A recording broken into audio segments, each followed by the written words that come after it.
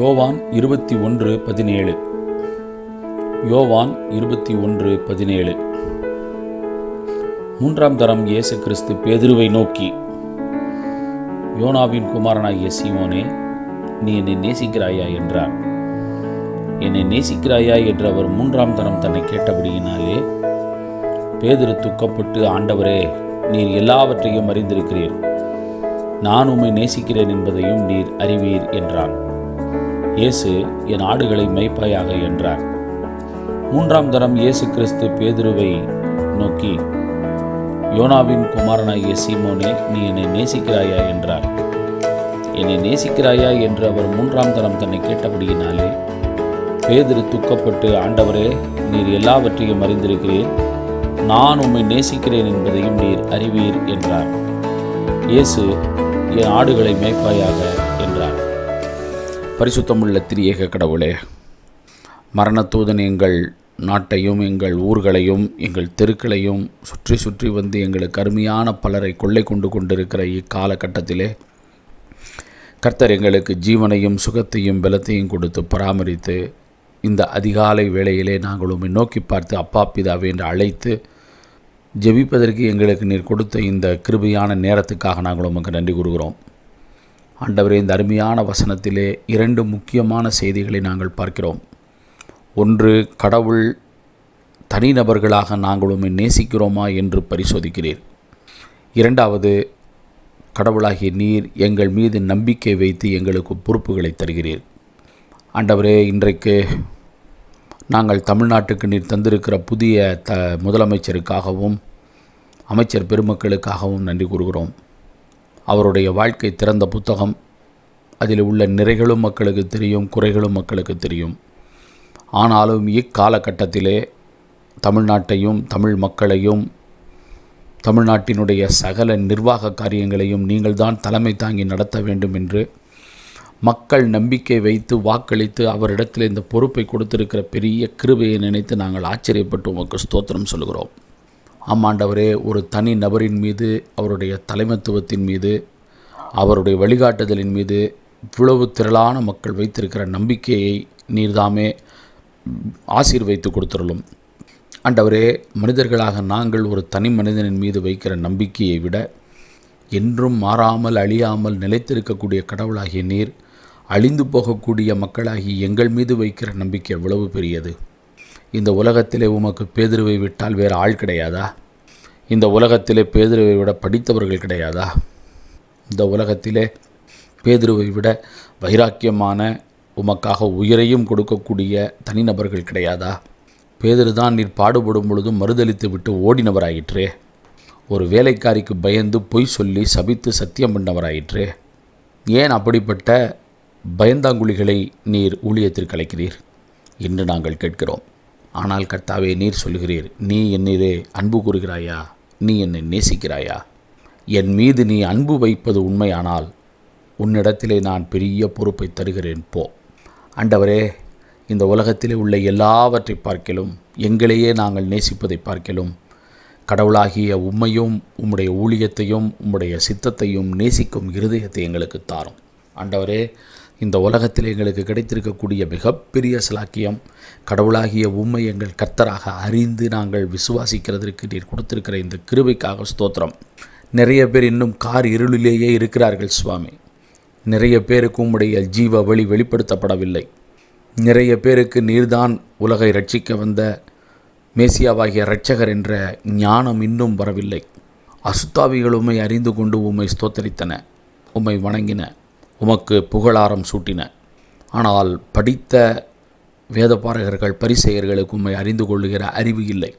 கர்த்தாவே, எங்களுக்கோ நீராக வந்து உம்மை வெளிப்படுத்தி உம்முடைய அன்பை எங்களுக்கு காட்டி எங்களை படுகுழியிலே இருந்து தூக்கி ரட்சித்து எங்களுக்கு உயர்வான அந்தஸ்தை கொடுத்து இம்மட்டும் ஆசீர்வைத்து காத்து வருகிறீர். இப்பொழுது நீர் எங்களை பார்த்து கேட்கிறீர், நான் உனக்கு அநேக ஆயிரம் ஆசீர்வாதமான காரியங்களை செய்துவிட்டேன். எல்லாவற்றிற்கும் மேலாக உன்னை என்னுடைய பிள்ளையாக ஏற்று அங்கீகரித்திருக்கிறேன். நீ என்னிலே அன்பு கூறுகிறாயா? துக்கத்தோடு நாங்கள் சொல்லுகிறோம், ஆண்டவரே, நாங்கள் உண்மையிலே அன்பு கூறுகிறோம் என்பதனை நீர் அறிவீர் சுவாமி. எங்களுடைய அன்பிலே குற்றங்கள், குறைவுகள் அல்லது தாழ்ச்சி இருந்தால் அவைகளை மன்னியும் என்று நாங்கள் கெஞ்சுகிறோம். கர்த்தாவே, நீர் எங்களை பார்த்து சொல்லுகிறீர், போ, என் ஆடுகளை மேய்ப்பாயாக. ஆடுகளை மேய்ப்பது அவ்வளவு சுலபமான வேலையா? அதிலே மிகவும் குழந்தைகளான ஆடுகள் உண்டு, வாலிபரான ஆடுகள் உண்டு, ஆண் ஆடுகள் உண்டு, பெண் ஆடுகள் உண்டு, படித்த ஆடுகள் உண்டு, படிக்காத ஆடுகள் உண்டு, வசதியாயிருக்கும் ஆடுகள் உண்டு, அடிப்படை வசதிகளே இல்லாத ஆடுகள் உண்டு, நிறைவாய் வாழ்கின்ற ஆடுகள் உண்டு, குறைவுகளோடையே இந்த உலகத்திலே தடுமாறி கொண்டிருக்கிற ஆடுகள் உண்டு. என் ஆடுகளை மேய்ப்பாயாக என்று சொல்கிறீரே. ஆடுகளை மேய்ப்பது அவ்வளவு சுலபமான வேலை அல்ல. ஆனால் உம்முடைய நம்பிக்கை பெரியது.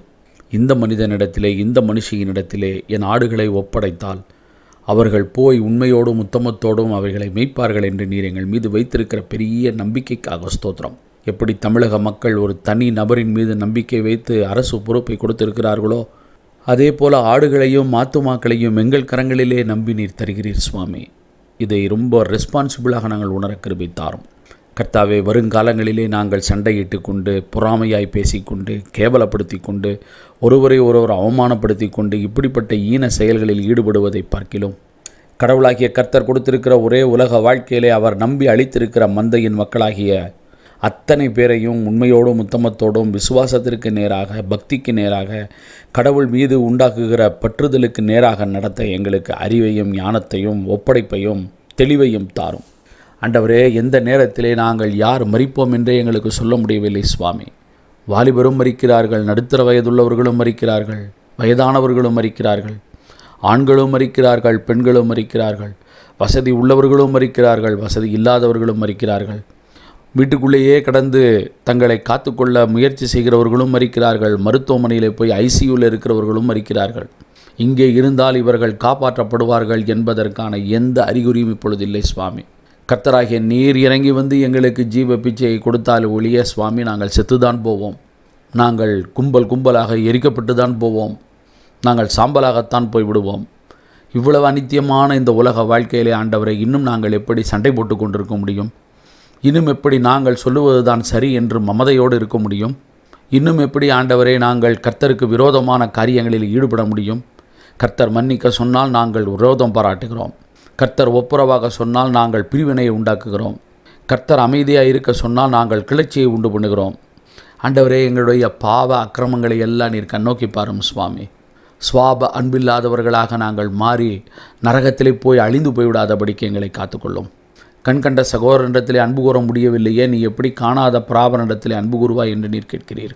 ஆண்டவரே, என்னில் அன்பு கூறுகிறாயா என்று நீர் கேட்கிற கேள்வி எவ்வளவு ஆழமான ஒரு கேள்வி சுவாமி. உம்மிலே அன்பு கூறுகிறோம் என்றால் உம்முடைய கட்டளைகளை நாங்கள் கைக்கொள்ள வேண்டும். உம்முடைய வார்த்தைகளுக்கு கீழ்ப்படிய வேண்டும்.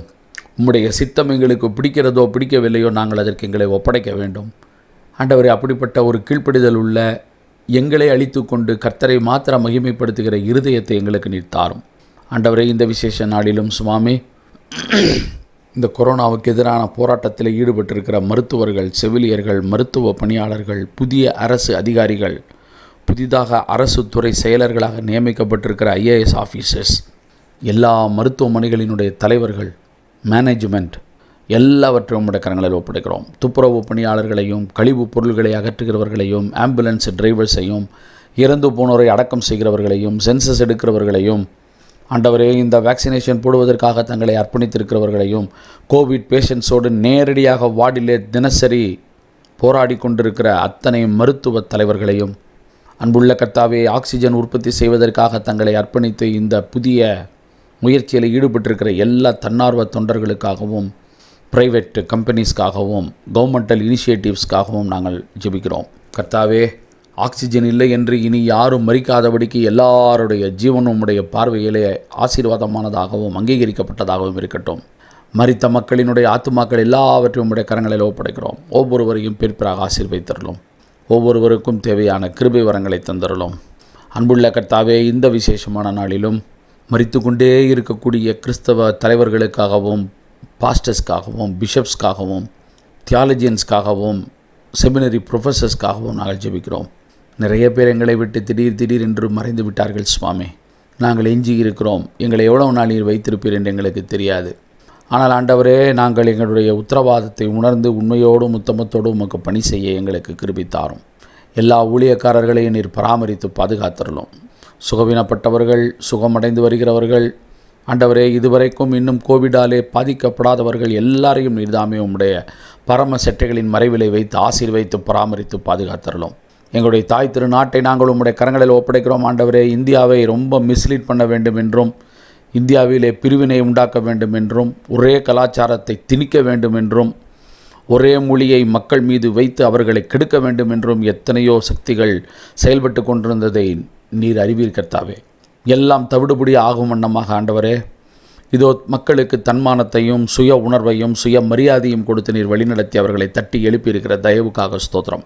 ஆண்டவரே, ஒவ்வொருவரும் தங்களுடைய அடையாளங்களை அழித்து விடாதபடிக்கு, போலி வேஷங்கள் போட்டுக்கொண்டு வெளிநாட்டுக்காரர்களைப் போல நடித்து கொண்டிருக்காதபடிக்கு, அவரவர் கலாச்சாரத்தை, அவரவர்களுடைய மொழியை, அவரவர்களுக்கு கர்த்தர் தந்திருக்கிற பண்பாட்டை நேசித்து ஆண்டவரே பெருமையோடு வாழ எங்களுக்கு கிருபையும் தயவும் செய்துள்ளோம். அன்புள்ள கர்த்தாவே, இந்த விசேஷமான நாளிலும் கோவா பட்டணத்துக்காக நாங்கள் ஜெபிக்கிறோம். ஆண்டவரே, போர்ச்சுகீசியர்களும் மற்ற மதங்களு தலைவர்களும் அங்கே வந்து பணியாற்றிய ஒரு அருமையான ஊர் சுவாமி. கோவாவிலே உள்ள அனைத்து கிறிஸ்தவ தேவாலயங்களுக்காகவும் அனைத்து திருப்பணிகளுக்காக நாங்கள் நன்றி கூறி ஜெபிக்கிறோம். சிற்றின்பத்தினாலே அந்த ஊரிலே பல வகையான கேளிக்கைகளும் பல காரியங்களும் வந்து அந்த ஊரினுடைய தன்மையை மாற்றி அமைத்திருக்கிறது சுவாமி. கடந்த காலங்களிலே பணம் கொடுத்தால் போதும், என்ன வேண்டுமானாலும் செய்யலாம், எப்படி வேண்டுமானாலும் இருக்கலாம் என்ற ஒரு கட்டவிழ்த்து விடப்பட்ட ஒரு கலாச்சாரம் அந்த ஊரிலே இருந்ததை நாங்கள் அறிகிறோம். ஆண்டவரே, பல வெளிநாடுகளிலிருந்து வருகிறவர்கள் எல்லாரும் அங்கே மிகவும் துணிகரமான பாவங்களிலே, விபச்சாரத்திலும் இச்சையிலும் கேடான காரியங்களிலும் ஈடுபடுகிறதை நாங்கள் கேள்விப்பட்டிருக்கிறோம். கர்த்தாவே, இந்த நாளிலும் இந்த கோவா பட்டணத்தை நீர்தாமே ஆசீர்வதித்திரள வேண்டுமாய், பரிசுத்தப்படுத்திரள வேண்டுமாய், அங்குள்ள மக்களின் மீது வாதை நிறுத்த வேண்டுமாய் நாங்கள் கெஞ்சும் கொண்டாடுகிறோம். கர்த்தாவே, எந்த காலத்திலும் அந்த மக்கள் அழிக்கப்பட்டு போய்விடாதபடிக்கு, பாவத்திலே சிற்றின்பத்திலே அவர்கள் விழுந்து சிக்கி போய்விடாதபடிக்கு, ஆண்டவரே, அங்கு வந்து இறங்கிய உம்முடைய சுவிசேஷ வசனம் மக்களுக்குள் செயலாற்றுவதற்கு கிருபை செய்தருளும். பெயர் கிறிஸ்தவர்களாக அல்ல, கடவுளுக்கு பிரியமான மக்களாக கோவா கிறிஸ்டியன்ஸ் இருக்க கிருபை செய்தருளும். அதை சுற்றி உள்ள கிராமங்களிலும் பட்டணங்களிலும் இருக்கக்கூடிய எல்லா ஏழை எளிய மக்கள், அனுதின உழைப்பாளிகள், குறிப்பாக கடலை நம்பி வாழ்கிறவர்கள் எல்லாரையும் நீர்தாமே ஆசீர்வைத்து பராமரித்து பாதுகாத்தருளும். சுற்றுலாத்துறையின் வழியாக அந்த நாட்டுக்கும் அந்த அருமையான மாநிலத்துக்கும் கிடைக்கக்கூடிய எல்லா வருமானங்களையும் கர்த்தர் ஆசீர்வதிப்பீராக. நாள் முழுவதும் எங்களோடு உம்முடைய கிருபை இருக்கட்டும். கையேட்டுக் கொள்கிற எல்லா வேலைகளையும் கர்த்தர் பரிபூர்ணமாய் ஆசீர்வைத்து தாரும். எங்களுக்கு தனிப்பட்ட பரிசுத்தத்தை தாரும், விசுவாசத்தை தாரும். கர்த்தர் மேல் நம்பிக்கை வைத்து வாழ்கின்ற வாழ்க்கையினுடைய அந்த ஸ்லாக்கியத்தை உணர்ந்து கொள்ளும் கிருபையை தாரும். இயேசு என்ற நல்ல கடவுளுடைய திருப்பெயராலே எங்களை உம்முடைய பரிசுத்த கரங்களிலே தந்து ஜெபிக்கிறோம் ஜீவனுள்ள பரமபிதாவே, ஆமேன். நீ என்னை நேசிக்கிறாயா என்று தனி மனிதனாகிய பேதுருவை பார்த்து கேட்டு, ஒரு தடவைக்கு 3 தடவை கேட்டு, நீ என்னை நேசிப்பது உண்மையானால் போ, என் ஆடுகளை மேய்ப்பாயாக என்ற பெரிய உத்தரவாதமான பணியை கொடுத்து உண்மையாலுமே பேதுருவோடு கூட இருந்து அவரை ஆசீர்வைத்து பராமரித்து பாதுகாத்து திருச்சபையின் தலைவராக்கிய இரட்சகராகிய இயேசு கிறிஸ்துவினுடைய கிருபையும் பிதாவாகிய கடவுளுடைய அன்பும் பரிசுத்தாவியானவருடைய ஐக்கியமும் நம் ஒவ்வொருவரோடும் நம்முடைய குடும்பங்களோடும், குறிப்பாக புதிய அரசாங்கங்களை பெற்றிருக்கின்ற மாநிலங்களோடும் மாநில தலைவர்களோடும் மக்களோடும் நம் அனைவரோடும் இருந்து கர்த்தர் நமக்கு தந்திருக்கிற உத்தரவாதமான உன்னதமான திருப்பணியை, ஆடுகளை மேய்க்கின்ற உண்மையான பணியை நாம் சிறமேற்கொண்டு கர்த்தருக்கென்று வாழ கர்த்தர் கிருபையும் தயவும் ஒத்தாசையும் செய்து வழிநடத்தி பலப்படுத்தி காப்பாராக. ஆமேன்.